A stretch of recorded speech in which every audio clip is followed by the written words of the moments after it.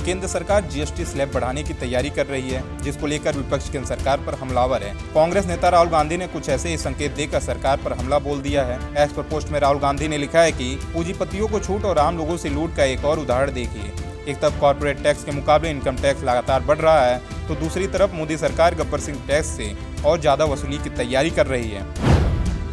राहुल गांधी ने लिखा कि सुनने में आ रहा है कि जीएसटी से लगातार बढ़ती वसूली के बीच सरकार एक नया टैक्स स्लैब पेश करने जा रही है। इसके जरिए आपकी जरूरत की चीजों पर जीएसटी बढ़ाने की योजना है। शादियों का सीजन चल रहा है, लोग कब से पाई जोड़कर पैसे इकट्ठा कर रहे होंगे और सरकार इसी बीच 1500 रुपए से ऊपर के कपड़ों पर जीएसटी 12% से बढ़ाकर 18% करने जा रही है। यह घोर अन्याय है। अरबपतियों को टैक्स में छूट देने और उनके बड़े से बड़े कर्ज माफ करने के लिए गरीब और मध्यम वर्गीय परिवारों की मेहनत की कमाई को टैक्स से लूटा जा रहा है।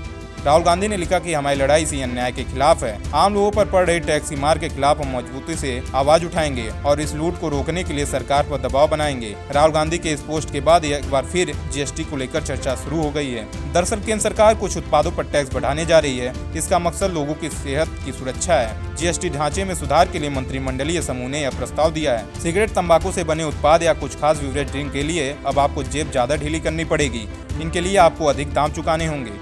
हो सकता है कि आप इनका उपयोग भी कम कर दें।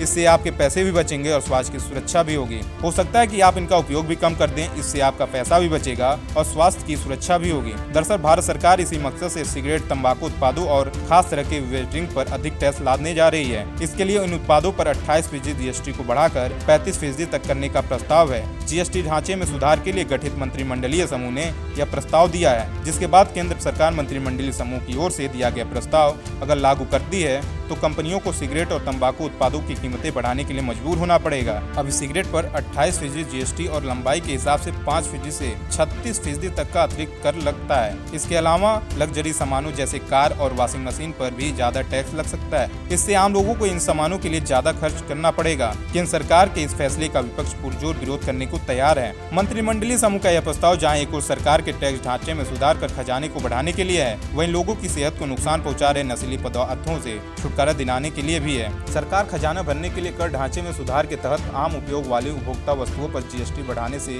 बच रही है। इससे विरोध का सामना करना पड़ रहा है। वहीं स्वास्थ्य को नुकसान पहुंचाने वाले उत्पादों पर कर बढ़ाने से जन भावनाओं को ठेस भी नहीं पहुंचेगा।